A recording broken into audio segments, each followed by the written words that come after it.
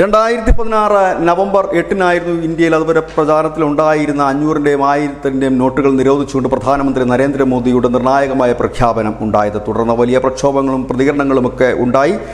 സാധാരണ നിലയിലേക്ക് വീണ്ടും നാം മടങ്ങിയെത്തുകയായിരുന്നു. ആ സമയത്ത് ആ ഒരു സാമ്പത്തിക പ്രതിസന്ധി പരിഹരിക്കുന്നതിന് വേണ്ടി RBI പുറത്തിറക്കിയ നോട്ടായിരുന്നു 2000-ന്റെ നോട്ട്. അത് പിൻവലിക്കുകയാണെന്ന് RBI അറിയിച്ചിരുന്നു.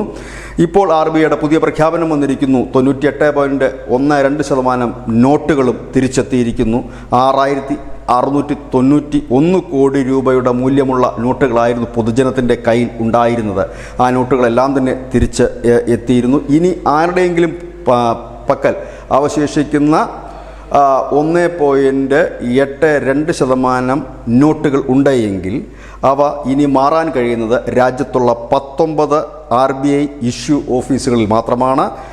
അഹമ്മദാബാദ്, ബാംഗ്ലൂർ, ബേലാപ്പൂർ, ഭോപ്പാൽ, ഭുവനേശ്വർ, ചണ്ഡീഗഡ്, ചെന്നൈ, ഗുവാഹത്തി, ഹൈദരാബാദ് തുടങ്ങിയ ഇടങ്ങളിൽ നിന്ന് മാത്രമാണ് ഈ നോട്ടുകൾ മാറ്റി വാങ്ങാൻ കഴിയുക. ഈ അവശേഷിക്കുന്ന നോട്ടുകൾ അത് തിരികെ വരില്ല എന്ന് തന്നെയാണ് സാമ്പത്തിക വിദഗ്ധർ പറയുന്നത്. ഒരുപക്ഷെ കൈമോശം വന്നതോ ഇല്ലെങ്കിൽ എങ്ങനെയെങ്കിലുമൊക്കെ നഷ്ടപ്പെട്ടു പോയതോ ഇല്ലെങ്കിൽ അത് ഒരിക്കലും മാറാൻ കഴിയാത്തൊരു സാഹചര്യത്തിൽ പെട്ടുപോയതോ ഒക്കെ ആയ നോട്ടുകളാകാം. ഏതായാലും ഈ നോട്ടുകൾ, അതായത് 2000 നോട്ടുകൾ ഇനി RBI പുറത്ത് ഇറക്കുന്നുമില്ല. അങ്ങനെ നമ്മളുടെ സാമ്പത്തിക ഇടപാടിൽ വലിയ സ്ഥാനം വഹിച്ചിരുന്ന വലിയ നോട്ട് എന്ന് പറയാവുന്ന 2000 നോട്ട് ഇനിയില്ല.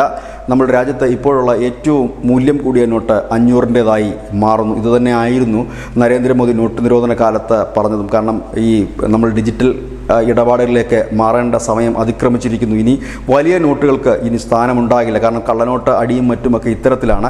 ഏതായാലും നോട്ട് നിരോധനത്തിൻ്റെ ഏറ്റവും വലിയ ഗുണം എന്തെന്ന് ചോദിച്ചാൽ ഈ കള്ളനോട്ട് വലിയ രീതിയിൽ തന്നെ കുറയ്ക്കാൻ കഴിഞ്ഞു. നമുക്കറിയാം, നമ്മുടെ രാജ്യത്തിൻ്റെ സാമ്പത്തിക നട്ടെല്ല് തകർത്ത പാകിസ്ഥാനിലും മറ്റും അച്ചടിച്ചിരുന്ന കള്ളനോട്ടുകളാണെങ്കിൽ ഇപ്പോൾ കള്ളനോട്ട് പൂർണ്ണമായി ഇല്ലാതായി. മറ്റൊന്ന് കൂടിയുള്ളത്, ഇപ്പോൾ ഇറങ്ങുന്ന നോട്ടുകളൊക്കെ ഇടയ്ക്കിടയ്ക്ക് അതിൻ്റെ പാറ്റേണുകൾ മാറ്റാറുണ്ട്. ഒരുപക്ഷെ നമ്മുടെ കണ്ണിൽ പെട്ടെന്ന് പെടില്ല എങ്കിൽ പോലും പാറ്റേണുകൾ മാറ്റുന്നു.